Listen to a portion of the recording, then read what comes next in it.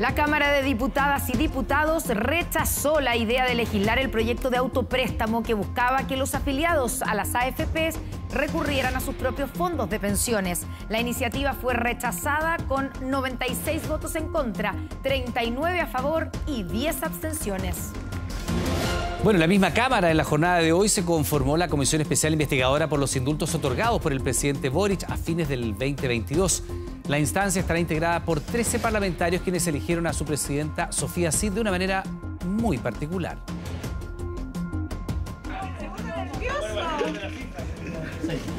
Sello, por lo tanto.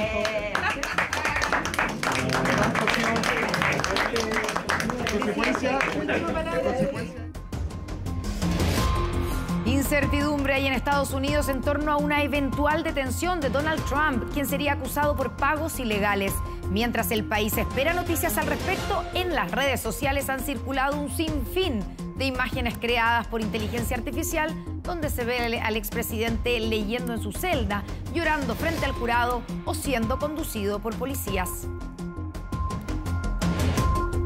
Hoy en Informe 24 les mostramos la situación que viven cientos de personas que compraron viajes con una agencia que no cumplió con lo ofrecido, siguió vendiendo paquetes turísticos y luego se declaró en quiebra.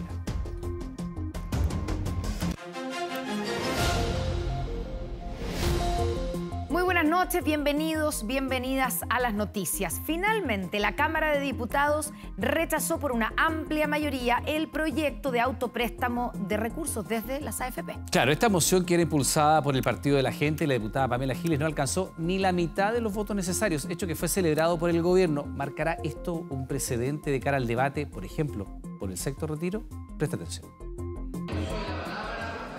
Respira aliviado el ministro Marcel, porque finalmente la sala de la Cámara de Diputados le dio un portazo a la reforma constitucional que permitía realizar un autopréstamo de recursos desde las AFP. El proyecto finalmente no tuvo ni la mitad de los votos que necesitaba. Resultado de la votación. Por la afirmativa, 39 votos, 96 en contra, 10 abstenciones. Rechazado el proyecto.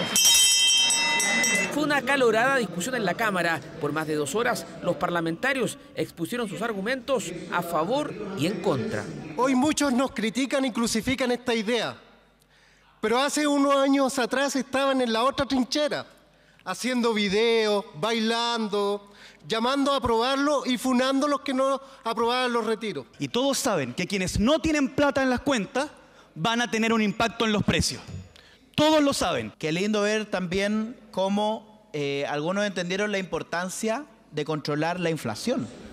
Negativa a legislar el autopréstamo que tuvo intensas negociaciones en la misma sala. La ministra Tobá, el ministro Marcel y la ministra Jara intentaban en plena sesión alinear a los parlamentarios oficialistas de cara a la importante votación. Y la ministra del Trabajo se acercó a mí minutos previo a la votación y por tanto consensuamos de trabajar una indicación que permita justamente utilizar el autopréstamo que está contenido en uno de los artículos de la reforma previsional para temas quirúrgicos con un monto mayor y con condiciones diferentes. Finalmente, solo 4 diputados oficialistas terminaron aprobando el autopréstamo. El resultado dejó conforme al gobierno, pues se da en una semana donde además se aprobó en el Senado el proyecto de las 40 horas y un paquete de ayudas económicas.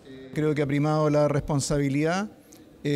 Nos parece una señal muy positiva y con esto podemos volver a centrar la discusión en materia de pensiones en lo que es realmente importante, que es el proyecto de reforma previsional. El gobierno movió cielo, mar y tierra para rechazar este proyecto y se olvidó de la gente, se olvidó de la ciudadanía. Nosotros votamos en contra de este proyecto por los méritos del proyecto, que era muy malo, era muy peligroso, que iba a generar efectos económicos muy dañinos. Proyecto que ahora queda archivado y no podrá legislarse hasta dentro de un año, salvo el autopréstamo acotado de hasta 1 millón de pesos que contempla el gobierno en su reforma previsional. Pero marca esta votación un precedente de cara a la discusión por el sexto retiro. Vienen muchas batallas por pelear y la madre de todas las batallas es el sexto retiro. Si aquí queremos que haya reforma de pensión en el país, que es lo de fondo, tenemos que también entender que las pensiones se construyen en parte y en buena parte con lo que los trabajadores y trabajadoras han ahorrado. Creo que hay una amplia conciencia en los parlamentarios que ese no es el camino. Debate que se dará en el Congreso a contar del 18 de abril, en paralelo a la discusión por la reforma a las pensiones. Solo el futuro dirá si el categórico rechazo al autopréstamo termina siendo una señal de cara a la tramitación de este nuevo retiro de recursos desde las AFP. Se cerró la arista jurídica, pero la política sigue abierta. Claro, tras el fallo del Tribunal Constitucional que rechazó impugnar 7 indultos presidenciales, en el Congreso se conformó la comisión investigadora que buscará responsabilidades políticas por los errores que aseguran se generaron al concederlos. La instancia pretende obtener respuestas del propio presidente Boric, a quien enviarán un cuestionario. No sé quién es cara, no sé quién es sello. Esa la confusión del diputado Juan Antonio Coloma en momentos que la suerte intentaba definir quién presidiría la comisión investigadora por indultos. El empate a 6 de Erika Edo y Sofía Cid obligó a sacar un curioso método de elección.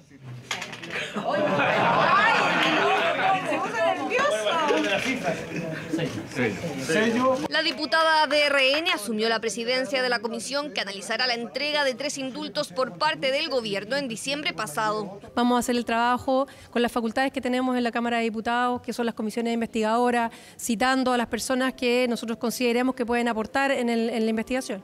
En los próximos días desde la comisión definirán la lista de invitados y desde Chile Vamos adelantan que enviarán un cuestionario detallado sobre los indultos para que lo responda el presidente de la República. El fallo del TC que declaró constitucionales los 7 indultos impugnados por Demócratas y Chile Vamos no es suficiente para los requirientes, que quedarán atentos a lo que pueda pasar con el recurso ingresado en enero en la Contraloría General de la República.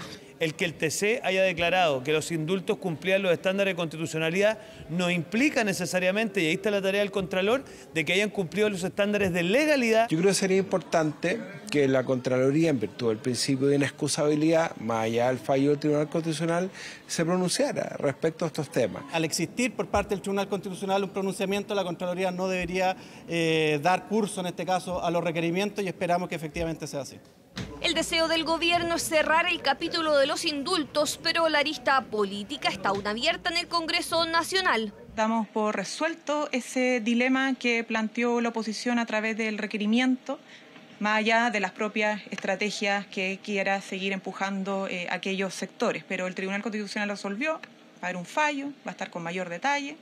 Fallo del TC que la oposición acusó era previsible por la composición del Tribunal Constitucional. Acusan una tendencia oficialista que se impuso en el fallo. Los ministros del TC son designados por el presidente de la República, el Congreso Nacional y la Corte Suprema. Designación que podría cambiar en la propuesta de nueva Constitución, o al menos eso analizan los expertos que redactan el anteproyecto de nueva Carta Fundamental. Sean realmente quienes puedan resolver en conformidad a derecho y no estén impulsados por intereses subjetivos. Tenemos que buscar cada uno de los pasos que conforman un tribunal. Dentro de eso están los nombramientos. E incentivar que los mejores profesionales, hombres y mujeres, puedan llegar a los cargos. ¿Para qué? Para garantizar la democracia.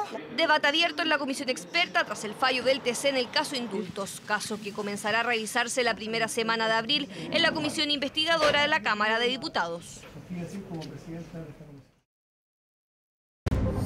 Ya volvemos con 24 Horas Central.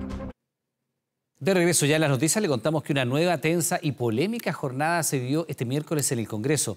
Interrupciones, mociones de censura y la aplicación de inéditas sanciones se apreciaron en la Cámara de Diputados. Esta Cámara ha sobrepasado cualquier límite, aseguró el presidente de la corporación. Estamos viendo una situación bien particular acá al interior de la sala de la Cámara que no tiene nada que ver con el proyecto de autopréstamos. Tensión al interior del hemiciclo cuando concluía uno de los debates que marcó esta jornada. Nuevo altercado, nueva polémica. Atrás quedaba la votación por el proyecto de autopréstamo y la tensión se volvía a instalar por la acusación de acoso sexual y laboral que la semana pasada se conoció en contra del diputado Enrique Lee. Que se queden a escuchar al diputado Lee, su descargo según el artículo 33, que creo que es su derecho, que todos, sobre todo aquellos que lo acusaron lo escuchen. Artículo 33 para que el diputado acusado pudiera hacer sus descargos porque, a su juicio, su reputación fue dañada. Era el inicio de la polémica. Esta solicitud de artículo 33 va en contra del protocolo de acoso sexual. Exponer en este hemiciclo, exponer de manera televisada a una funcionaria que está siguiendo el proceso es contrario al protocolo de acoso sexual. Reclamo que no tuvo efectos. Lee tomó la palabra bajo la exigencia de no individualizar a la funcionaria que lo denunció en el Congreso. Señor presidente, hago manifiesta la irregularidad que una denuncia laboral de este tipo haya sido tratada en una comisión política que no tiene competencias para conocer, ni investigar, ni mucho menos para juzgar una acusación tan grave. Menos aún para filtrar la identidad como se hizo. Los reclamos de Orsini por este derecho fueron incesantes. Molestia porque el diputado tomara la palabra, la que le manifestó airadamente al presidente de la Cámara. Diputada, ¿puedo terminar? No, es que diputada, le pido un poco de respeto. La llamo al orden, por favor, tome asiento. La llamo al orden. De verdad, yo creo que esta Cámara ha sobrepasado cualquier límite respecto a los respetos. El altercado se produjo cuando en la Cámara se debate por un nuevo reglamento que regule el comportamiento de los diputados. Polémicos hechos han generado la iniciativa, lo que ha enfrentado al líder de la testera con algunos parlamentarios. Yo, señor presidente, le voy a decir una cosa. Usted ha estado en conflicto con esta Cámara de un tiempo a esta parte. Yo, señor presidente, pido la censura de esta mesa. Quiero decirle que usted está en todo su derecho a presentar la censura, pero nosotros no vamos a cambiar de opinión. No vamos a cambiar de opinión respecto a lo que hemos dicho del cambio de reglamento. Aunque a ustedes les preocupe, enoje, ofenda o lo que sea, vamos a seguir adelante. Las posibles modificaciones en el reglamento fueron presentadas este miércoles a los comités de la Cámara y en 2 semanas se buscará consensuar un nuevo texto, el que sancionaría conductas como dirigirse al pupitre de otro parlamentario con el objetivo de recriminarlo o el exhibir carteles con mensajes ofensivos. Que Mirosevic lo haya planteado sin consultarlo trajo advertencias. ¿Esto podría significarle la censura al presidente? Sin duda que hay motivos más que suficientes como para avanzar en una idea de esta naturaleza. La derecha siempre anda pensando en censuras a la mesa. Nosotros creemos que esto tiene que abordarse, hay que hacer un trabajo serio para poder reformar el trabajo que se realiza dentro del Congreso. Entre las sanciones propuestas se encuentra sancionar con el 100% de la dieta si la mala conducta lo amerita, el ingreso de la fuerza pública para detener a un parlamentario que haya agredido a otro o privar del uso de la palabra a un legislador por 30 días. Lo llama al orden. Diputado, lo llama al orden, amonestación y censura. Lo que ocurrió con el diputado Gonzalo de la Carrera. Bueno, diputado, privación del uso de la palabra y voy a continuar. Por favor, tome asiento. ¿Hasta cuándo esta falta de respeto? Y así otra polémica se desató en la Cámara porque los atrasos también serán sancionados y de la Carrera quiso registrarlo en sus redes sociales. Bueno, acabamos de ver un abuso de poder increíble, por Gloria. Sancionarlo, no solamente llamando al orden, sancionarlo con multa y además con privación de la palabra. ¿Qué se cree? Sanción de privación del uso de la palabra por primera vez aplicado desde el retorno a la democracia, cerrando otra jornada de polémica en la Cámara de Diputados. Y en Estados Unidos crece la incertidumbre sobre la posible detención del presidente Donald Trump. Aunque el jurado aplazó nuevamente su reunión este miércoles, una aplicación de inteligencia artificial creó realistas imágenes sobre supuestos escenarios judiciales para el exmandatario acusado de pagos ilegales. Mire.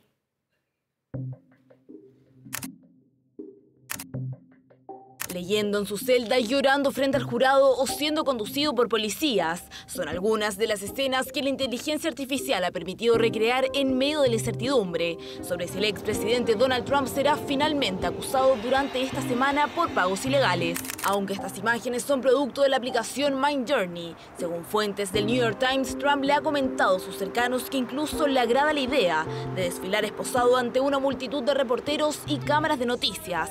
De hecho, se le ha visto desconectado de la gravedad de sus posibles problemas legales, recorriendo su mansión en Florida y actuando como DJ en una fiesta. Pero solo como cuestión política creo que seguramente lo ayudará. Él tiene una habilidad extraordinaria para hacer realidad el dicho que toda prensa es buena prensa. Si la cámara está sobre él, girará a su favor. Pero la realidad de Donald Trump de momento está lejos de estas dramáticas imágenes, ya que el jurado de Manhattan que lleva su caso aplazó nuevamente este miércoles su reunión y aún es incierto si será acusado esta semana, lo que ha desatado tensión en Nueva York. Saben que podemos vencerlos, saben que los venceremos, pero no vienen por mí, vienen tras de ti. Solo me interpongo en su camino y siempre me interpondré en su camino. Desde su red social, el expresidente había alertado que supuestamente este martes sería detenido, algo que finalmente no ocurrió. Aunque el futuro judicial de Trump sigue lleno de incógnitas y la única certeza es que los pagos a la actriz porno Stormy Daniels para que guarde silencio sobre una supuesta relación extramatrimonial han tenido más efectos legales que su incitación al asalto al Capitolio o su declaración de impuestos.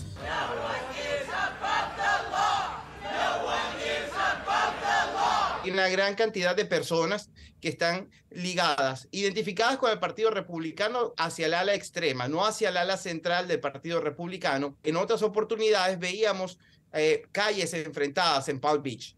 Veíamos tanto detractores como manifestantes a favor de Trump. Y en esta oportunidad no hay personas que adversen la causa de Trump. El gobernador de Florida, Ron DeSantis, su principal rival como candidato en el Partido Republicano, criticó la investigación, pero también lanzó un duro golpe al expresidente estadounidense. No sé lo que implica pagarle dinero a una estrella porno para asegurar el silencio sobre algún tipo de supuesta aventura. De lo que puedo hablar es que si tienes un fiscal que ignora los delitos que ocurren todos los días y elige retroceder muchos años, ese es un ejemplo de que se persigue una agenda política. Mientras espera que anuncien el día en el que el jurado revisará el caso, se vio en Florida el avión de Donald Trump en la pista y trabajadores de mantenimiento revisándolo, aumentando así la expectativa en torno a un posible vuelo que podría tener como destino final la ciudad de Nueva York. Donald Trump no sería el primer presidente o expresidente de Estados Unidos arrestado. Según recuerda The Washington Post, en un curioso hecho, en 1872, el entonces presidente Ulysses Grant fue detenido en Washington por exceso de velocidad de su carruaje tirado por caballos. El entonces mandatario fue llevado a la estación de policía, pagó $20 de garantía y quedó libre. Estamos viendo 24 Horas Central. Bien, pues de regreso a las noticias con una de las imágenes que ha dejado esta jornada, una nueva demolición. El Ministerio Público abrió un sumario para revisar los procedimientos por los cuales el alcalde Carter obtuvo la información respecto de estas denominadas narcocasas. Un anuncio que llega tras un nuevo procedimiento del edil de la Florida que incluyó un enfrentamiento con vecinos y 4 detenidos. Por cuarta vez, incidentes similares se registran en las calles de la Florida en una puesta en escena que partió el 9 de febrero. Allí se demolió la primera estructura sindicada como narcocasa. Este miércoles, el brazo municipal apuntó a una construcción irregular emplazada en el barrio Los Quillayes. Evidentemente, esto tiene riesgos. Yo personalmente tengo miedo. Es evidente, tengo miedo, pero no tenemos opción. Tenemos que enfrentar esta situación de una vez por todas. Van a haber costos. ¿Ustedes creen que los delincuentes y los narcos se van a rendir con flores? Obvio que no. Pero nosotros, a diferencia de ellos, no usamos las armas para matar, usamos la fuerza del derecho para proteger a todos los chilenos. Manos a la obra, dijo el alcalde Carter, asegurando que la decisión de demoler estaba respaldada por un listado que le entregó el propio Ministerio Público y en el que estarían individualizadas las edificaciones donde operarían las bandas asociadas al crimen organizado. No corresponde, por eso es la posición de la población. Es un domicilio que no corresponde. La casa que están demoliendo es de la señora Elena, una persona que vende empanaditas. Trabaja una persona y le van a botar su casa, ¿me entiende? ¿Cómo la población no va a estar en contra? Evidentemente nos van a decir que ahí no pasa nada, que hay una persona que vende empanadas, que le vamos a cortar las manos. Es lo que hacen los narcos siempre, se esconden para evitarlo.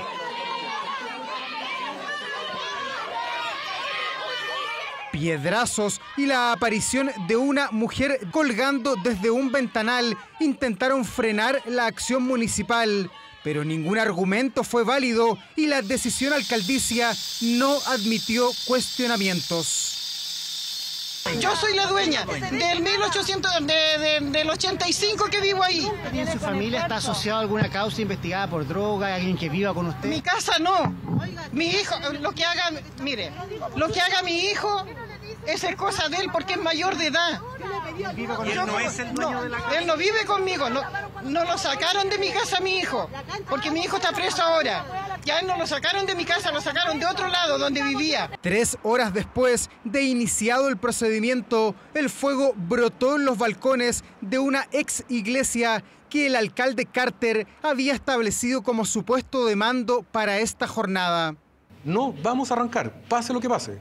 Entramos caminando y vamos a salir caminando. El derecho a transitar nos pertenece a nosotros. Los que deben tener miedo son ellos, no nosotros. El alcalde utiliza la ley de urbanismo y construcciones para demoler las casas. Y aquí estamos hablando de cómo perseguimos al crimen organizado para meterlo a la cárcel. Por eso la ley de narcotráfico y por eso la ley de crimen organizado lo que le da al país es un nuevo estándar. El inflexible verbo del alcalde Carter no ha vacilado en ejecutar las demoliciones y aún tiene en carpeta una decena de supuestas narcocasas, las que serán desmanteladas en una acción que no ha dejado a nadie indiferente. Si yo fuera alcalde, yo por supuesto que decretaría la demolición de casas ilegales. Eso es un monumento a la impunidad. Los vecinos ven con impotencia que una persona dedicada a un negocio ilegal construye una especie de castillo, como que fuera un rey. Los alcaldes tienen que hacer también las atribuciones que tienen. Todos los esfuerzos que apunten en esa dirección son esfuerzos positivos. Uno podrá opinar acerca si aportan más, aportan menos, si son efectivamente la solución única. Yo creo que no hay ninguna autoridad pública en el Estado que pueda sostener que una medida como esa puede ser la solución única, pero siempre se valoran las iniciativas de los distintos agentes del Estado que apuntan a combatir eficazmente el narcotráfico. De todas maneras, el Ministerio Público abrió un sumario administrativo en la Fiscalía Regional Metropolitana Oriente. Se busca determinar quién y cómo se le entregaron los antecedentes de las supuestas narcocasas al alcalde Carter y además evaluar que esa colaboración se dio con apego a los procedimientos administrativos correspondientes. El problema que esta medida tiene es que no elimina el problema de raíz, porque lo primero es que uno, al destruir una parte de la casa sigue perteneciendo al narcotraficante. Los municipios debiéramos tener mayores facultades, pero más que para la persecución penal, para complementar el trabajo que hace la Fiscalía, y en eso yo focalizaría el trabajo en lo que es el comiso de los inmuebles. Finalmente, el operativo terminó con éxito. La ampliación ilegal fue demolida y 4 personas quedaron tras las rejas, 3 de ellas con órdenes de detención pendientes. El municipio de La Florida aún no confirma dónde y cuándo tendrá lugar una nueva demolición en el marco del combate contra el narcotráfico.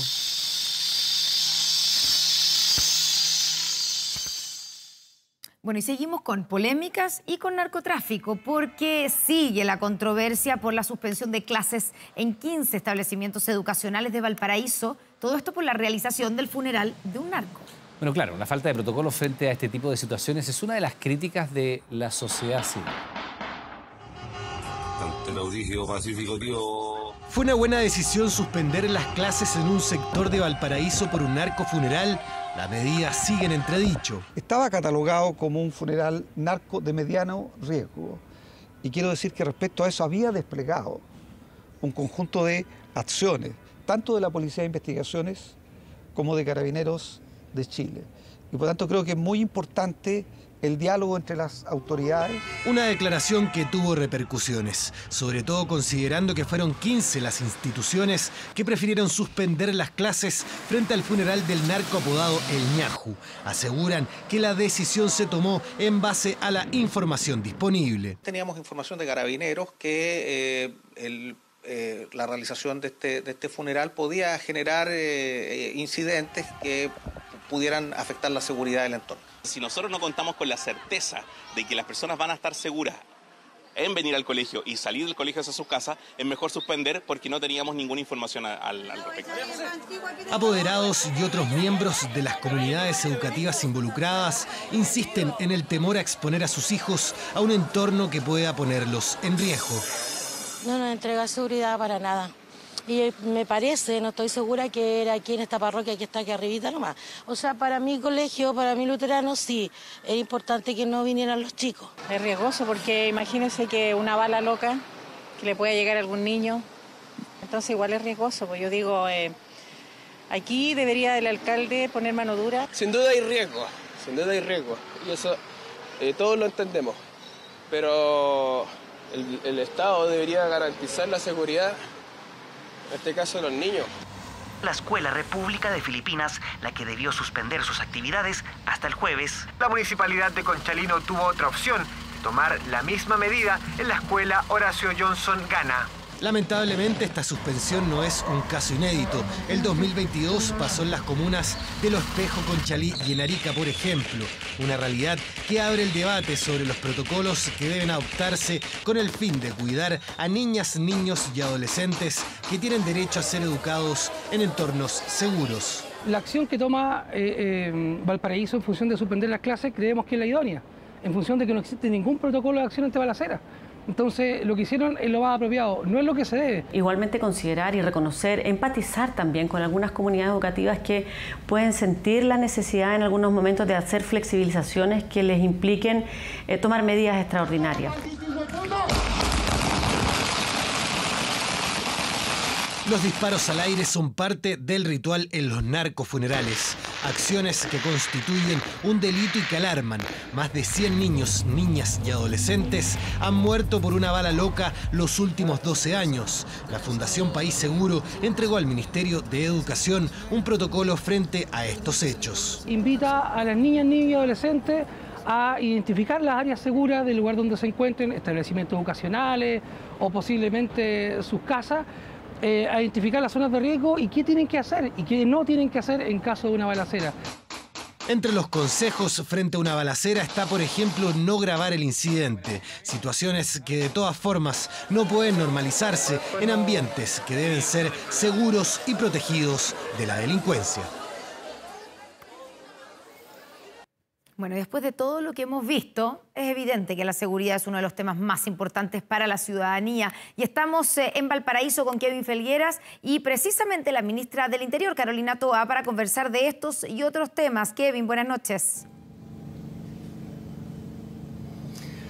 Justamente, muy buenas noches. Nosotros seguimos acá en la sede del Congreso en Valparaíso, por eso son los timbres que usted está escuchando a esta hora, precisamente en esta conversación que vamos a tener con la ministra del Interior y Seguridad Pública, Carolina Toá. Ministra, lo veíamos recién en nuestro noticiero, la demolición de casas narco. Hoy hubo un emplazamiento directo del alcalde de La Florida hacia el gobierno. Él dijo, le pedimos al gobierno que se ponga los pantalones y provea de recursos policiales. ¿Cómo recibe esa declaración? Primero quisiera decir, no es necesario hacer ese emplazamiento. El gobierno se toma muy en serio su trabajo y en estas materias está actuando en muchas líneas muy consistentes. Entre otras cosas, por ejemplo, como nunca antes. Hoy hay un presupuesto contra el crimen organizado que nunca en ningún año anterior se había aprobado. O bien, en los últimos días nomás aprobamos una legislación que va a permitir que los bienes de los narcos, no solo las casas que tienen irregularidades como estas de La Florida, sino incluso las que son regulares, o los autos, o las joyas, o las inversiones de ellos y las que les dan a sus familiares y las que ocupan para sus negocios, se las podamos quitar. Y no solo quitar, sino que las podamos ocupar esos bienes, esos recursos para perseguir estos delitos. Con el alcalde Carter tenemos estilos de trabajo distintos, nosotros nos gusta hacer las cosas quizá con más sobriedad, pero estamos apuntando en una dirección la misma, se supone. Entonces, en lugar de dispararnos entre nosotros, apuntemos al objetivo y por lo tanto, en polémicas estériles no vamos a entrar. ¿Usted cree que hay un aprovechamiento ahí? Creo que hay polémicas estériles que nos sirven y yo no voy a enganchar en ella y por lo tanto tampoco voy a referirme en esos términos. Ministra, hoy día un diputado nos decía que es necesario una planificación en conjunto. El Estado debe hacerse cargo de esto y no las municipalidades. Usted lo decía, hay leyes aprobadas. ¿El Estado debe hacerse cargo de derrumbar casas narco? Primero, el Estado, los municipios son parte del Estado, ¿no? Es un organismo público y actúan dentro del marco de la ley. claramente no puede descansar la persecución de los bienes del narco en las casas que están irregulares, porque los narcos pueden aprender rápidamente a regularizarlas, ¿no? Entonces, para eso hemos hecho esta nueva legislación, que nos va a permitir que cuando la casa está plenamente regular, pero su origen es el narco o el crimen organizado, igual la podamos confiscar. Y cuando hay también inversiones o cuando se generan negocios conexos, podamos perseguirlos. Para eso es el marco legal y hay distintos roles que cumplir. A veces a los municipios les toca fiscalizar algunas cosas y, por cierto, está bien que hagan ese aporte, pero en todo este tipo de delitos la cantidad de organismos que debe intervenir es muy amplio y esa es la mayor fortaleza de la estrategia que estamos ocupando ahora. Que no anda cada uno por su lado, sino que apuntamos a coordinarnos y ahí la idea es que también con municipios nos coordinemos más. Ministra, y hablando de coordinación, ¿cuál es la coordinación que se tiene dentro del Ejecutivo cuando el ministro de Educación dice que es una buena medida cerrar los colegios ante narcofunerales y usted dice que no se pueden cerrar los colegios en Chile? A ver, es que yo creo que las palabras del ministro fueron palabras más bien con un foco en ser empático, en entender, en ser comprensivo, pero en ninguna parte hay confusión respecto a que el Ejecutivo considera las clases de los niños y las niñas una prioridad absoluta y no debiéramos hacer que estén en cuestión porque los narcos tienen planificado un funeral, ¿no? Para eso se toman medidas y de hecho en este funeral que había en Valparaíso, que era un funeral de riesgo medio, no era realmente de alto riesgo. Al final el operativo que se hizo impidió que hubiera ningún tipo de incidente, pero como autoridades somos empáticos con la preocupación, entonces cuando hay una preocupación como esta, acerquémonos, coordinemos más apoyo policial y evitemos siempre que paguen el pato los niños y las niñas quedándose sin clase. La postura del gobierno de Gabriel Boric es que no se suspendan las clases. O sea, evitar a toda costa esa situación. Ciertamente cuando hay una situación crítica a veces se suspenden las clases, ¿no? Pero hay que tomar muchas medidas antes de llegar a esto y eso es lo que tenemos que mejorar para que haya más coordinación con los colegios que tienen preocupación, lleguen los dispositivos policiales que den esa tranquilidad y las clases se realizan. Porque lo que no podemos hacer es que las clases dependan de las decisiones del narco. En ninguna parte, inaceptable. Estamos en el Congreso Nacional donde hoy se rechazó, por goleada dirían algunos, el autopréstamo. Sin embargo, hubo algunos descuelgues de la bancada de su partido, del Partido por la Democracia. ¿Cómo siente esos votos a favor del autopréstamo a pesar que la postura del gobierno era que se rechazara? A ver, eso es muy incómodo. Mucha satisfacción porque la postura del gobierno ampliamente ganó. Y los argumentos que el gobierno ha puesto para hacer ver que este tipo de medidas son pan para hoy, hambre para mañana, inflación después, es créditos más caros, es empobrecimiento, y esas razones han ido calando transversalmente, entonces en eso una satisfacción. Pero es incómodo que fuerzas oficialistas, y especialmente de mi partido, del que fui fundadora, fui presidenta, no se alineen con esto, porque el PPD es un partido cuyo norte siempre ha sido ampliar la democracia, defender a la gente, y este tipo de medidas debilitan la democracia y desprotegen a la gente. ¿Y tiene que haber un llamado de atención a los parlamentarios? Es que aquí hay un problema, porque está muy bien que una bancada como la de mi partido haya recogido personas independientes, haya tratado de arrimarlas a este proyecto, eso es positivo, y la diversidad es positiva. Pero en la diversidad uno no puede perder el norte. Y cuando estamos en un proyecto colectivo y estamos como responsables del gobierno del país, uno lo que espera es que eso prime.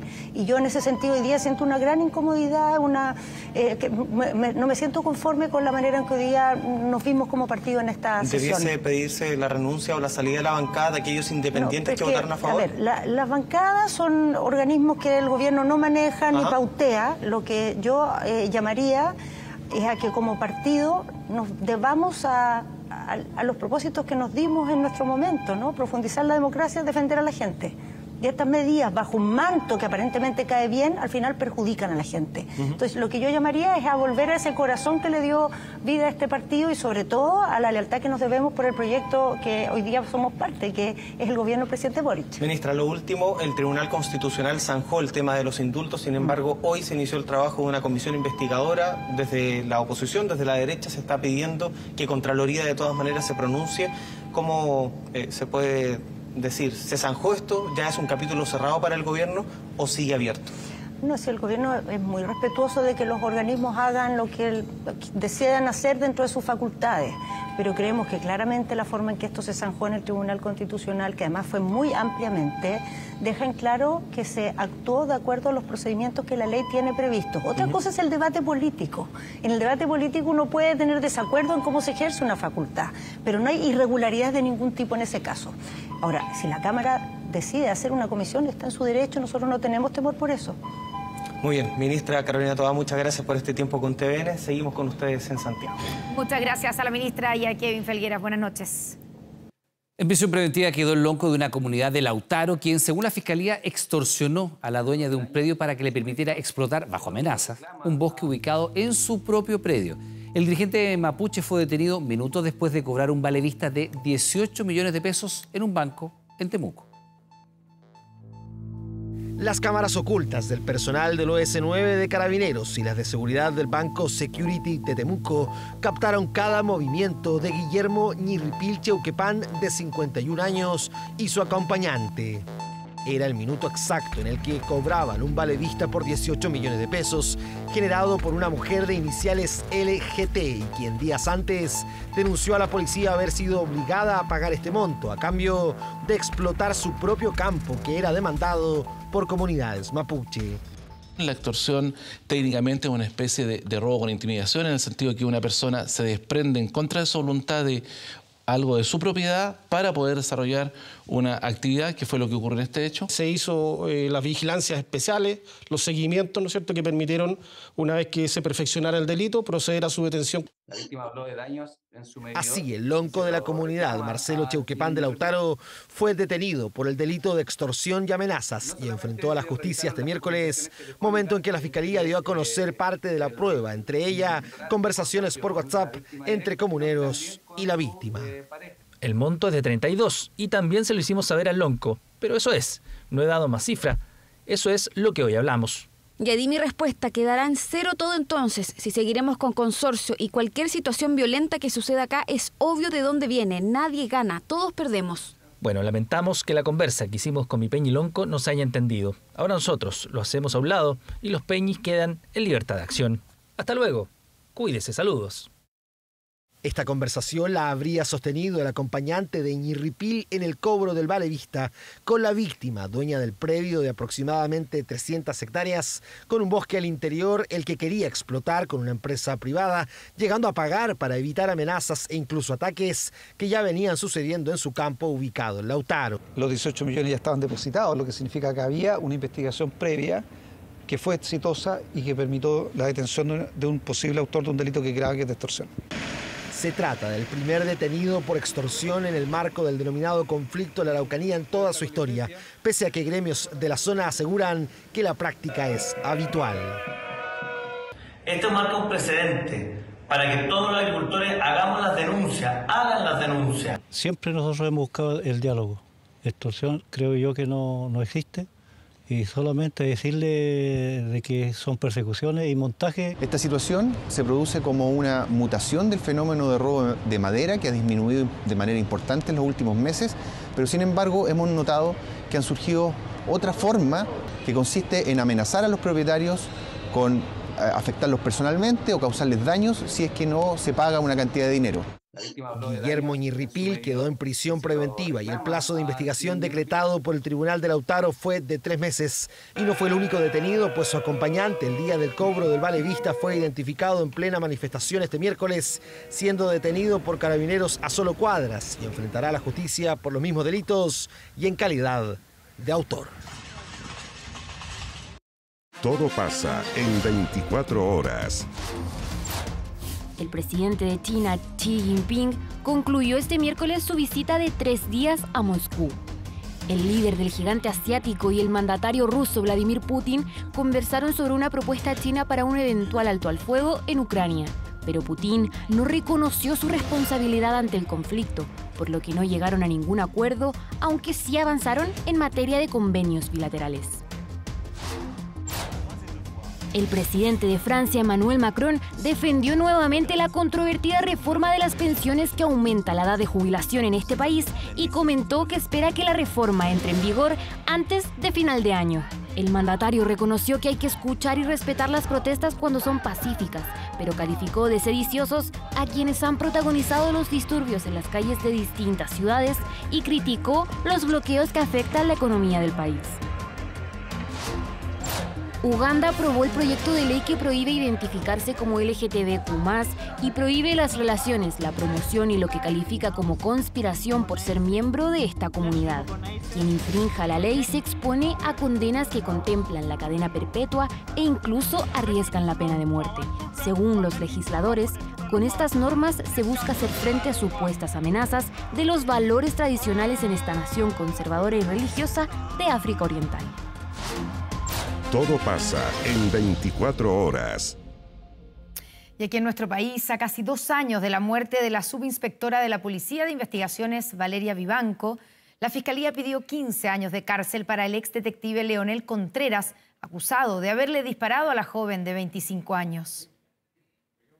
A Valeria, mi hermana, la asesinó un compañero y su propia institución. Un anhelo de justicia que mantienen familiares de Valeria Vivanco, subinspectora de la PDI, mártir de la institución. El 13 de junio de 2021 recibió un disparo en el tórax que le quitó la vida, mientras fiscalizaba a un vehículo junto a 3 compañeros en la comuna de La Granja, como parte de la investigación de un homicidio.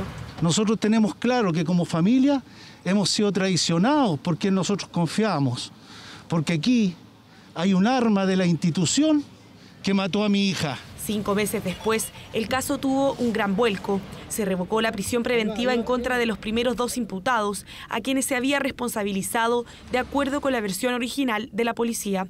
Según los peritajes, la bala habría sido disparada del arma de Leonel Contreras, uno de los detectives que acompañaba a Valeria Vivanco ese día, quien fue formalizado en noviembre de 2021 y quedó en prisión preventiva. Se complementa esto con el dolo y el actuar directo del imputado.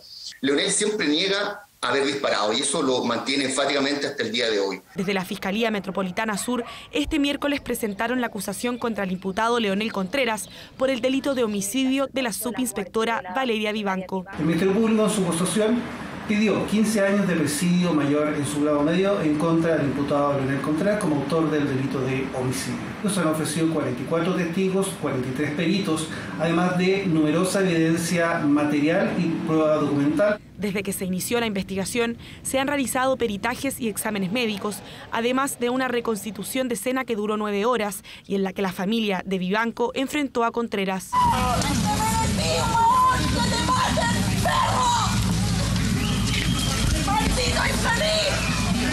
Un proceso con discrepancias. El peritaje del Servicio Médico Legal concluyó que la bala ingresó por el abdomen, mientras que las pruebas presentadas por la PDI indicaron otro trazado del proyectil. Por eso se encargó un peritaje a la FBI en Estados Unidos. Esta es mi hija, esta. Una joven con futuro, con ganas, que respetaba la justicia, que respetaba la ley. Un desgraciado la mató. La audiencia de preparación del juicio está fijada para el 16 de mayo, donde se discutirá la incorporación de evidencia. Familiares exigen justicia para Valeria Vivanco, que solo alcanzó a estar 6 años y 4 meses en la institución. Fíjese que las clases de un liceo de Puente Alto tuvieron que ser suspendidas por una inusual riña que terminó con docentes y estudiantes heridos, algunos de ellos apuñalados. Fue tanto el caos que Carabineros tuvo que ingresar al establecimiento para frenar la pelea que finalizó con un alumno detenido. Solo habían pasado 2 horas de clases. Una riña con cuchillos cambió por completo la planificación escolar de esta jornada. ¿Tú tuviste que venir a retirar a tu pequeño? Claro, sí. Preocupada también por toda la situación. ¿Qué le contaron? Que habían apuñalado, que estaban los carabineros detrás de un alumno. Información algo confusa para los apoderados del Liceo Industrial Las Nieves de Puente Alto, aunque con los minutos todo comenzó a aclararse. La riña involucró alumnos y docentes. Lesionados, de los cuales 6 son alumnos, un profesor y un asistente. Se pudo ver que uno de los alumnos había intentado agredir a un docente con un arma blanca, con un cuchillo, ante lo cual el resto del alumnado se ofuscó yendo a buscar a este menor, ocasionando una riña de proporciones. La riña comenzó en el comedor del liceo y continuó por el patio. Incluso Carabineros tuvo que ingresar al establecimiento, autorizados por su directora. La riña dejó 8 heridos, 6 alumnos, además de un profesor y un asistente.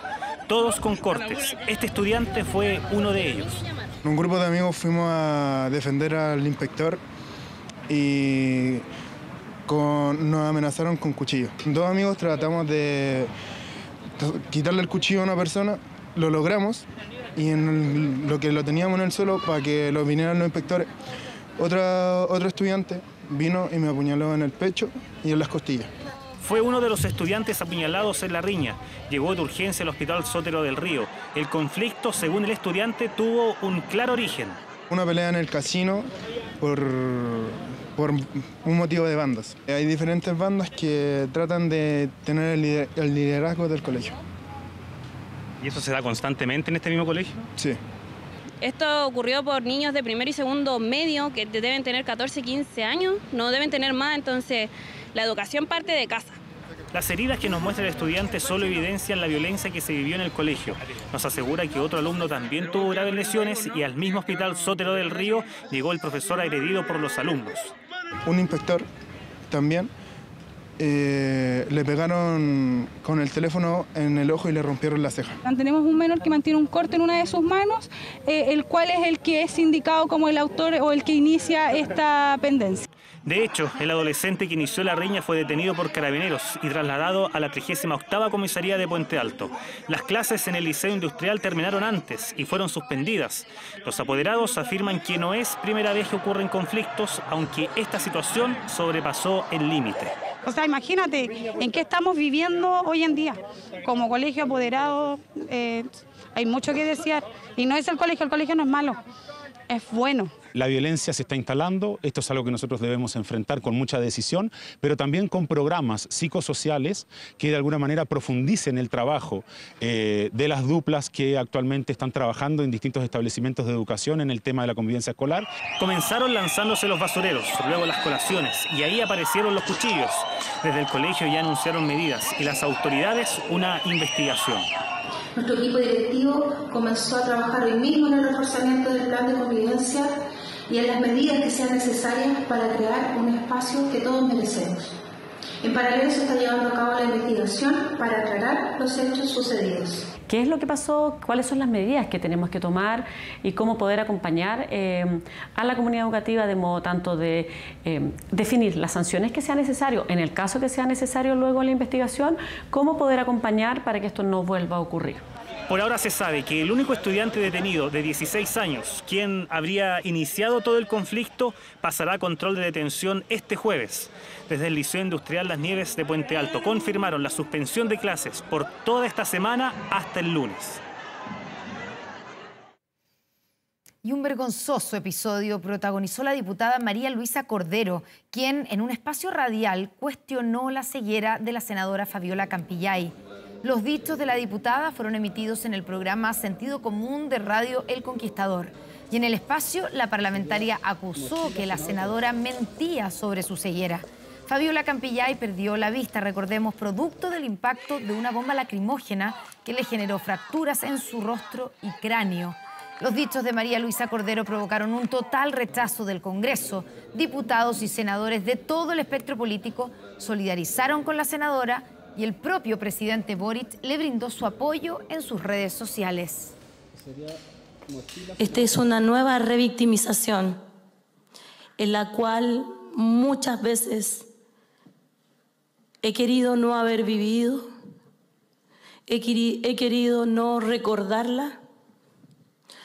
¿Cuántas veces tuve operaciones en las cuales cuando salía de la sala eran dolores tremendos? Plantear a nombre de la corporación, no solamente respecto a la Comisión de Ética, sino que hacer un pronunciamiento. Le vamos a pedir un tiempo para que con el senador Huenchumilla se pueda redactar algo en esta línea, siendo reflejo de la inaceptable que resulta este tipo de expresiones que no hacen sino violentar el sentido del entendimiento en el país. Bueno, a propósito de violencia, pero de otro tipo y en otro país, un nuevo caso de brutalidad policial remece a Estados Unidos tras el asesinato de un joven afroamericano a manos de 7 uniformados. Esto ocurrió al interior de un hospital psiquiátrico. El joven fue inmovilizado durante 12 minutos, esto pese a estar engrillado.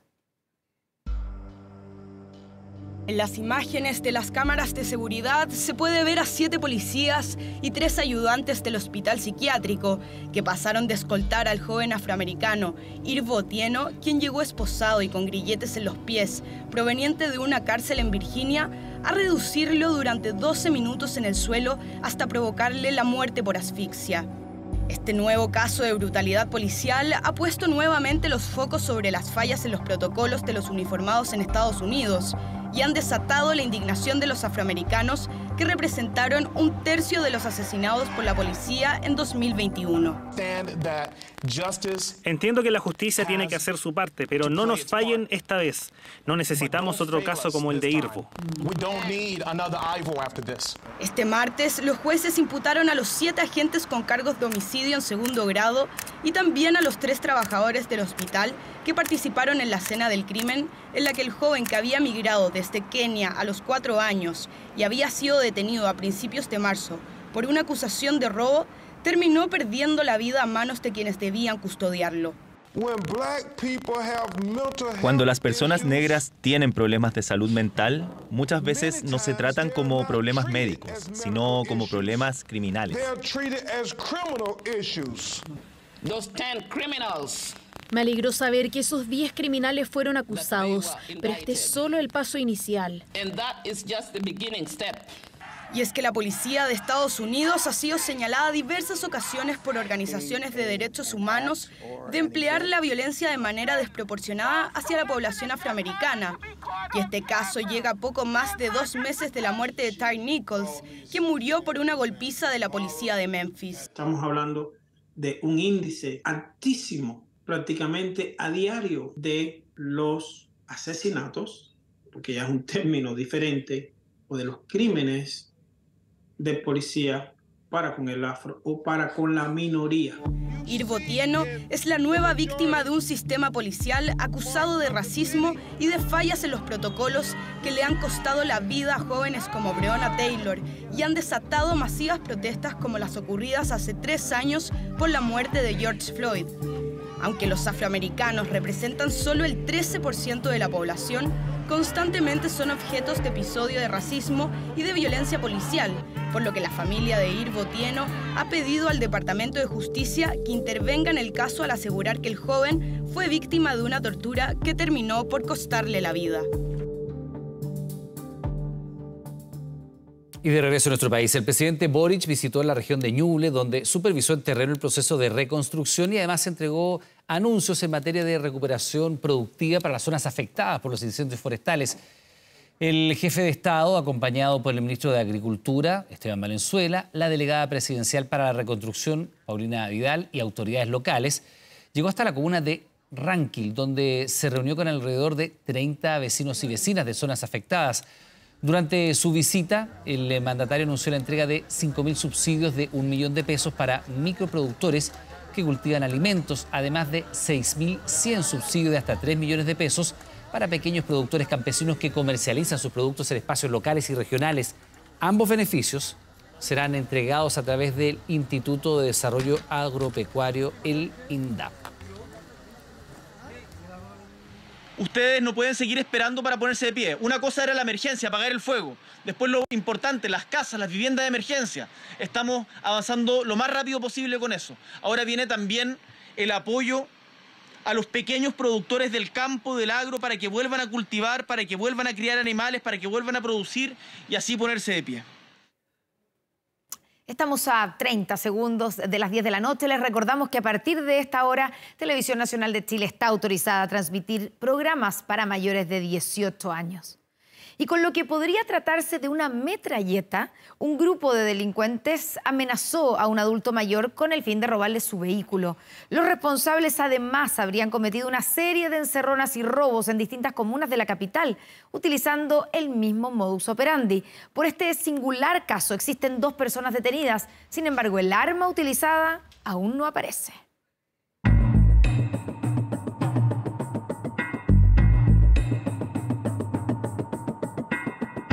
Pocos segundos duró este violento asalto.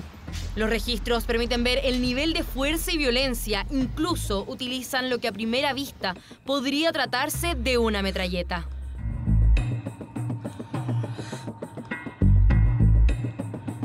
Su víctima, un hombre de cerca de 70 años, que se encontraba transitando en el límite de las comunas de La Cisterna y El Bosque, cuando fue interceptado por 3 vehículos que le impidieron seguir su marcha. Andaba uno con una fusil, metralleta, no sé lo que sería, pero era algo grande, y andaban encapuchados, se veía que eran cabritos nomás.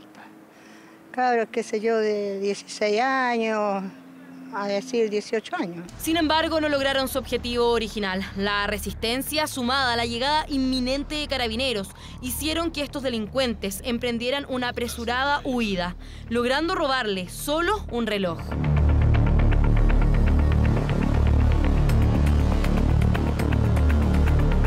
Este adulto mayor no fue su única víctima, ya que su tour delictual los llevó a distintas comunas de la capital. Esto ocurrió en la zona sur y oriente, específicamente en la comuna de Macul, La Cisterna y Cerrillo, donde estos antisociales en horas de la mañana efectúan diversos robos, ya sea de vehículos como de celulares. Fue el GPS de uno de los vehículos que lograron robar el que le permitió a carabineros dar con el paradero de 2 de los asaltantes en la comuna de San Ramón.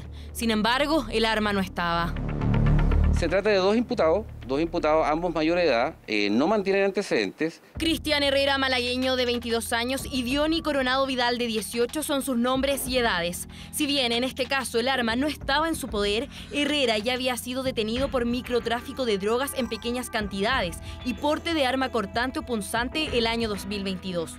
Según cifras de Carabineros, en lo que va del 2023 se han registrado 1.975 casos de robo violento de vehículos y se han incautado 97 armas largas utilizadas en diversos ilícitos. El individuo que opera con el fusil lo levanta y maniobra con él de una forma que no es muy típica para el peso de este armamento. Si bien es cierto, si un M16 o un M4 no es tan pesado, un Kalashnikov es un poco más pesado, pero no cuesta maniobrar. Los 2 detenidos por robo con intimidación y receptación quedaron en prisión preventiva, mientras que aún el arma que utilizaron ni el resto de la banda han podido ser localizados. Informe 24. Surgen nuevas denuncias contra la agencia de viajes Recorramos Chile, una empresa que hace unos meses le mostramos en 24 horas debido a los más de 350 reclamos en su contra por viajes cancelados y dineros que no han sido reintegrados. Bueno, debido a que la agencia continuó vendiendo paquetes turísticos, surgen más casos, pasajeros varados, deudas y compromisos de pago sin cumplir. Más detalles en un nuevo Informe 24. La idea principal de este viaje era celebrar 40 años de matrimonio, recorriendo ese lugar maravilloso, que es la 8ª maravilla del mundo.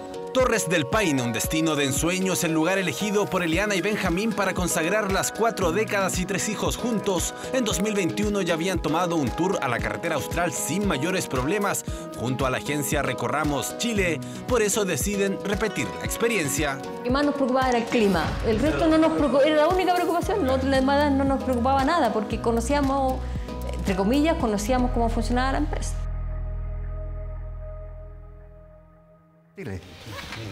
Por temas de salud, reprograman su vuelo de diciembre del 2022 para el 17 de febrero de este año, sin saber las consecuencias de esta decisión. Una que a mediados de enero los pone en alerta tras el reportaje emitido por 24 horas, donde otros pasajeros de la misma agencia se quejan de vuelos cancelados, reprogramaciones unilaterales y la no devolución del dinero. Un mes antes de la fecha del viaje se nos indica que no hay quórum para la fecha que teníamos prevista nosotros. Lo que decía el correo que nos enviaron, porque fue todo vía correo, era que la aerolínea con la que la agencia en quien había comprado los tours, o sea, los viajes, no tenía espacio para subirnos a nosotros como pasajeros porque recién estaba agendando viajes para personas que habían tenido que cancelar su viaje por pandemia en el 2019. No es presentable que una compañía como esta, una agencia de viajes, prometa la realización de viajes, que están además íntegramente pagados, y los cambie, los anule, los modifique y no haga devolución de los dineros. Por entonces, Recorramos Chile acumula más de 350 reclamos en Cernac y denuncias incluso en Cernatur, lo que les lleva a ser eliminados del Registro Nacional de Prestadores de Servicios Turísticos. Tras varios días de búsqueda, logramos hablar con el representante legal de la empresa.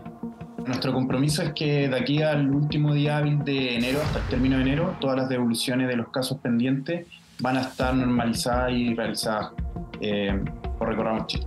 Han pasado poco más de 2 meses de esta entrevista. ¿Qué ocurrió con esta promesa?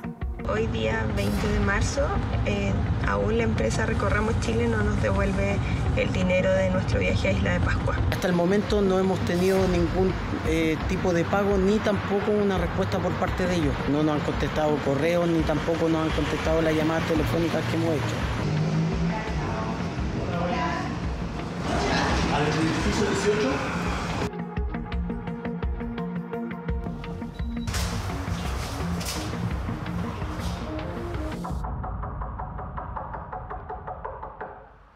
Pero las promesas incumplidas no son los únicos nuevos antecedentes de este reportaje. Desde agosto del 2021 a marzo de 2022, Nicole trabaja en el área de operaciones terrestres de Recorramos Chile.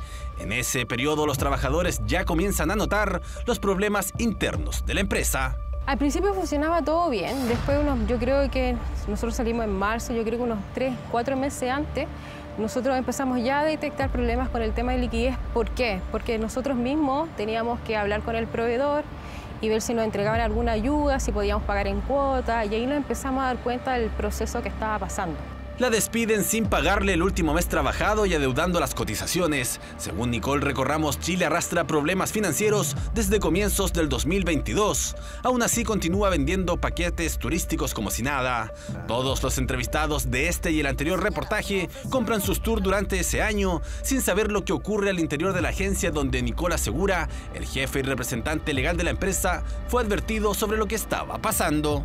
Cuando habían problemas así sumamente claros, él como que se desaparecía. Era sumamente difícil comunicarse con él, no iba a la oficina. Y creo que eso fue lo fundamental que le faltó al gerente, de poder comunicar lo que estaba pasando, de ser sensato con lo que estaba pasando. Si tenía problemas con liquidez, ¿por qué no lo vio antes y por qué no dio una solución antes? O sea, él esperó que cada vez pasaran más errores para hacer algo. La logística de contratación de los vuelos cambió mucho y nosotros la verdad es que no tomamos algunas decisiones correctas y quedamos sin estos cupos, que significó que algunas personas no pudieran realizar sus viajes. Malas decisiones que hoy tienen a Recorramos Chile con deudas no solo con sus pasajeros, sino también con proveedores.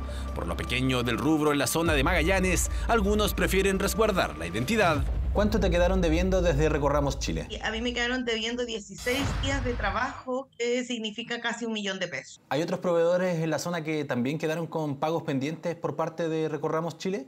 Restaurantes, guías, transporte, gente de la comida, como los Fox Lunch. Mucha gente. Fuera de cámara, uno de ellos nos indica le deben más de 115 millones de pesos. El desorden interno de Recorramos Chile hoy le pasa la cuenta a parte importante de quienes confiaron en ellos. Una pesadilla de la que Benjamín y Eliana pensaron habían zafado tras volar a Punta Arenas el 17 de febrero como estaba pactado. Es decir, tú por Punta Arenas, almuerzo en Punta Arenas, y de ahí al hotel, llegamos al Hotel Alma Sur. Hicimos el check-in, habitaciones maravillosas. Nada que decir, maravillosas. O sea, el viaje iba bien encaminado. Hasta ahí íbamos súper bien. Los problemas comenzaron al segundo día de su viaje, cuando en camino a Puerto Natales la guía toma contacto con el hotel. Y me dicen, Lore, la reserva está hecha, pero no está pagada. Y si no está pagada, yo no los puedo recibir. Me comuniqué con Santiago, no, si lo estamos viendo, tranquila, tienes 3 horas para llegar desde Punta Arenas a Natales, así que cuando tú llegues va a estar pagado. Pero eso no ocurrió. Somos 32 personas que estamos paradas en este momento en el lobby. La agencia de viaje Recorramos Chile no ha pagado nada. No contestan los teléfonos, les hemos enviado WhatsApp, nos dan nominales, esperemos 5 minutos más, esperemos que se está solucionando. Eso fue a las 8. A las 8. Son las 9:30 y aquí estamos todavía. Sin respuestas por parte de la empresa, solo la guía les confiesa lo que realmente ocurre. Ella ya nos juntó a todos ahí en el lobby y nos dijo: yo ya no voy a poder prestarle más espalda a la empresa. Han pasado las 4 tarjetas de crédito que tienen de tarjetas para pagar que tienen de Recorramos Chile y rebotan todas. O sea, básicamente ustedes lo dejaron botado. ¿Botado? Exacto, quedamos ahí, a la deriva. varados ahí en Puerto Natales. Pero ese no fue el único viaje que quedó varado. A Diego y otros pasajeros les ocurrió lo mismo en el tour a la carretera austral. Bastián tampoco pagó el viaje, el destino final, por decirlo, que era la Laguna San Rafael. En una llamada a mí Bastián me contesta y yo le digo que yo necesitaba una solución rápida porque en realidad no podíamos quedar botados tampoco nosotros. Y me dice que lo sentía mucho, que no había fondos. Una pesadilla para estos pasajeros que de ahí en adelante deben costear nuevamente un viaje por el que ya habían pagado alrededor de 1 millón de pesos adicionales para Eliana y Benjamín, que aún conservan las boletas. 170.000, claro. 80.000, Claro. 40.000. Son gastos que no tenían considerados. No los teníamos considerados. Uno siempre, como te decía, uno lleva dinero porque dice no vaya a pasar algo, una emergencia, tener que volver, no sé, cualquier cosa que pueda suceder. Pero no pensando en que uno va a tener que pagar de nuevo algo que ya pagaste. Consideramos de la mayor gravedad que algunas empresas ofrezcan sus servicios o productos y demoren en su entrega más allá de lo comprometido. Pero más grave aún es que existan empresas que se constituyan para cometer delitos, defraudar y engañar a los consumidores. Un ejemplo de ello es sin duda la agencia turística Recorramos Chile.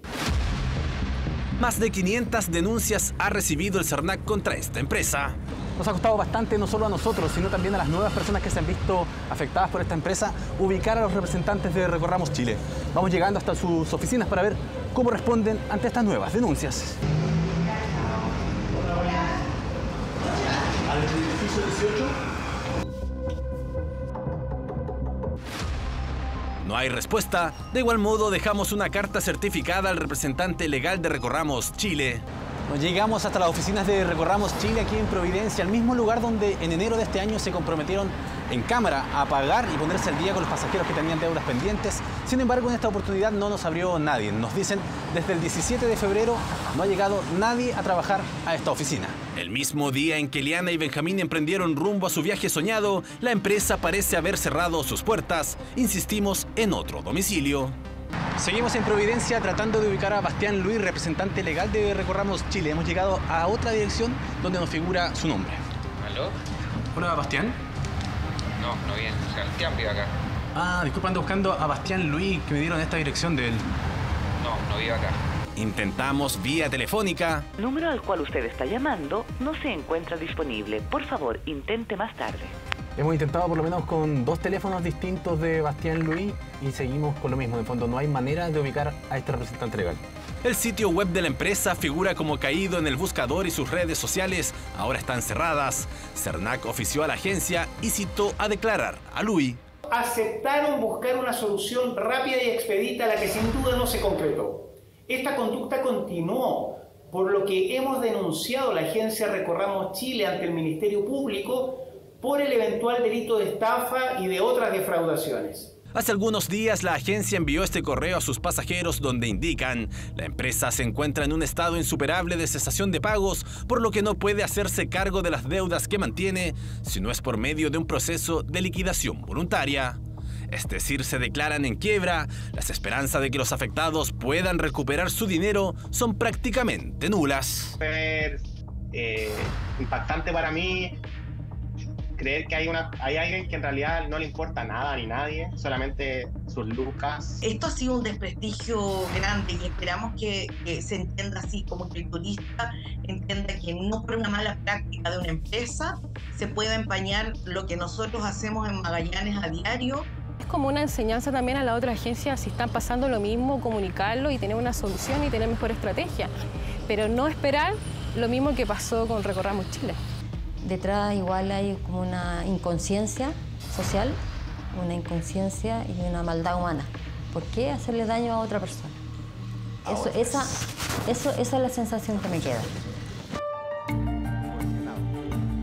Una invitación a recorrer Chile que se quedó solo en promesas para esta pareja y las más de 500 personas que han denunciado a la empresa. Un destino soñado que para algunos jamás se concretó y que para otros se transformó en la peor experiencia. Un viaje que aún no termina y del cual ahora Recorramos Chile deberá responder a la justicia.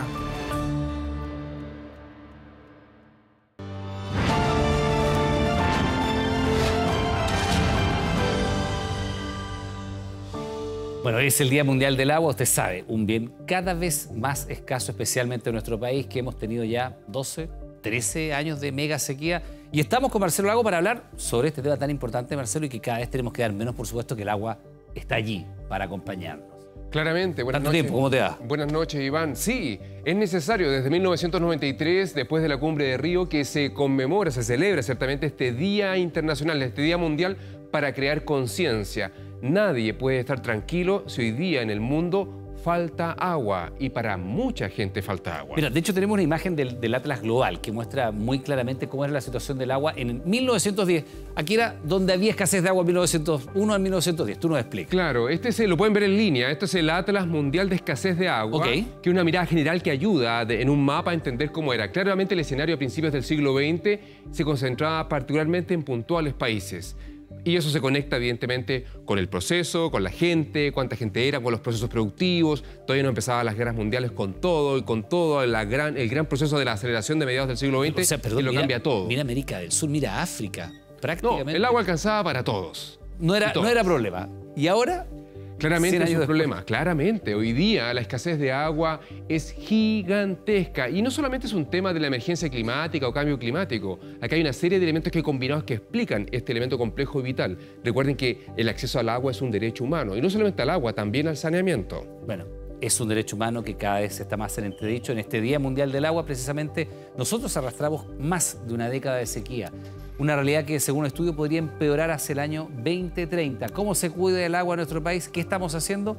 Vemos esta siguiente nota y seguimos con Marcelo Lagos.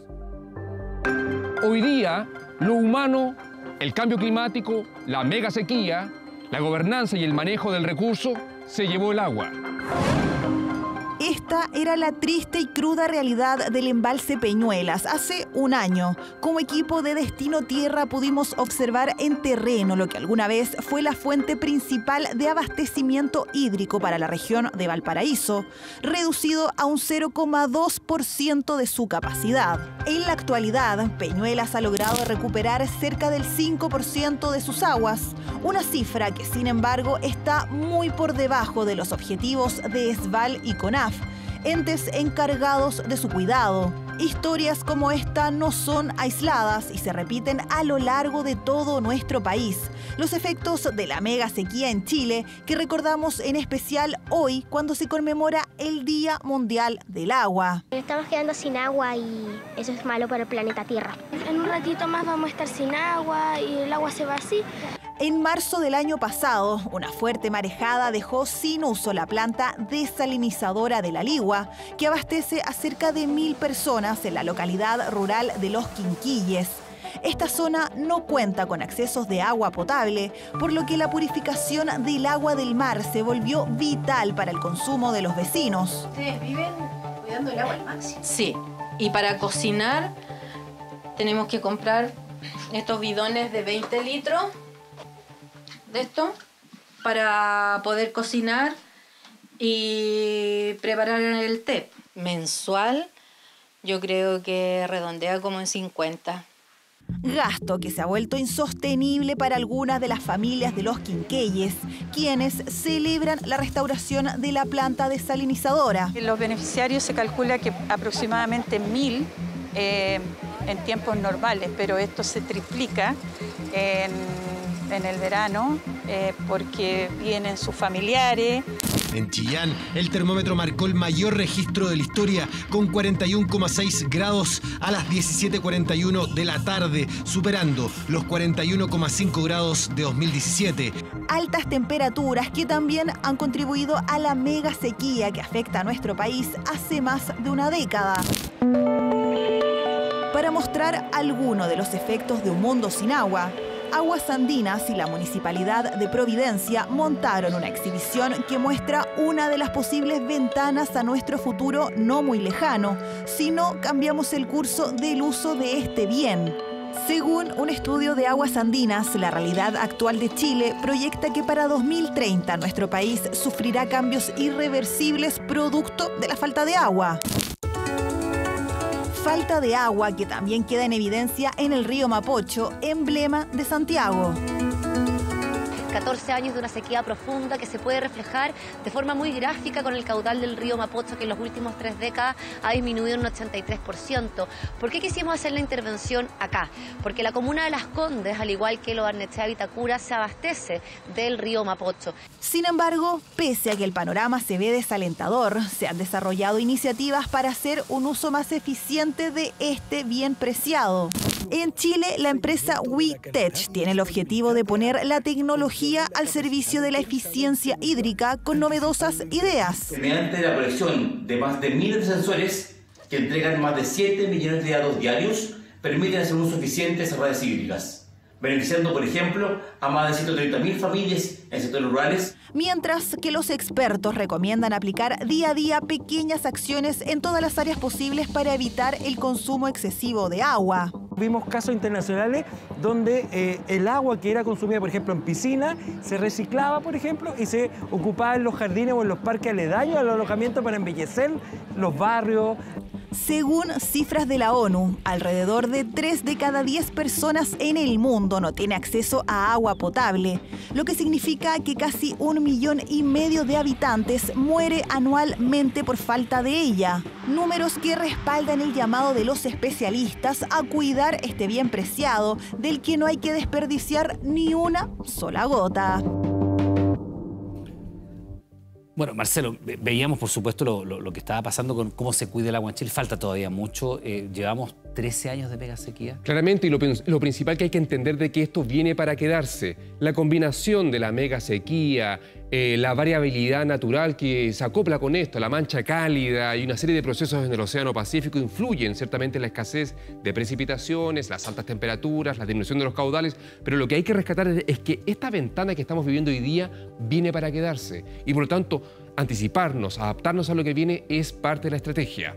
Y eso hay que tomarlo con mucha atención. Marcelo, tú mismo estuviste en Peñuela y queremos compartir 2 imágenes que son bien decidoras de cómo esto va siendo muy progresivo el deterioro. Por favor, tú nos comentas. No, totalmente. 2016 y... Claramente, el estrés, ciertamente, el déficit de agua que hemos tenido en los últimos años tensionó, puso en estrés todos nuestros recursos y evidentemente se hizo común ver imágenes como esta, en el lago Peñuelas 2016, donde una imagen en falso color convencional que nos muestra el rojo, la vegetación sana, muy roja, se observa claramente el espejo de agua completo, grande, ciertamente en este parque. Pero ya había una reducción, ojo, había una reducción bien importante, pero finalmente agua había. Totalmente, claro. Claramente. Y el año pasado que estuvimos recorriendo, ciertamente, bien sabemos que no quedaba casi nada. 0,2% de su capacidad. Y hoy día ha recuperado algo, pero evidentemente no es sustantivo. Ese es el escenario que viene y por lo tanto todas las conductas que sumen para mejorar la gestión del recurso agua, su gobernanza, pero también la educación en el consumo y cómo tratarla ciertamente es clave para seguir avanzando. Y bueno, los números no mienten. Mientras haya más de 2.000 millones de personas que no tienen acceso a agua como corresponde, ciertamente, es un tema que debe preocuparnos. No porque en Chile en zonas urbanas casi el 100% tenga acceso a agua potable y en zonas rurales la cosa esté un poco más compleja, pero se sigue avanzando, eso no nos puede dejar en paz. En muchas partes del mundo el acceso al agua es un desafío y lo peor ciertamente es de que la demanda de agua crece un 1% más o menos promedio anual. Las estimaciones hablan de que de aquí a 30 años va a aumentar el consumo de agua en un 55%. ¿Y de dónde la sacamos? Son preguntas evidentemente que se transforman en desafíos necesarios para avanzar como sociedades. Marcelo, en 10 segundos, si es posible. Este año se supone que va a ser un poco más lluvioso que el anterior, que también fue algo más que el anterior, ¿no? Menos malo, podríamos decirlo. Debería ser esperable. Estamos terminando una niña y todo indica, hay 50% de probabilidad de que va a empezar un niño y el niño va acompañado de precipitaciones, pero eso es esperanza, es una alta probabilidad y las matemáticas a veces también se equivocan. Marcelo Lagos, como siempre, muchas gracias. Buenas noches. Buenas noches. 24horas.cl. El Fondo de Cesantía Solidario, beneficio para quienes no cuentan con recursos suficientes en su cuenta individual, tiene nuevos montos luego que se publicara su reajuste en el diario oficial. Atención con esto. Para conocer cuánto aumentó y cómo acceder, puedes revisar nuestro portal de noticias 24horas.cl. Se actualizaron los topes, el mínimo y el máximo. Así que a revisarlo todo en 24horas.cl. Tal cual. Terminamos aquí las noticias. Gracias por informarse con nosotros. Siga en TVN porque ya viene todo por mi familia. Que tenga buenas noches. Buenas noches, hasta mañana.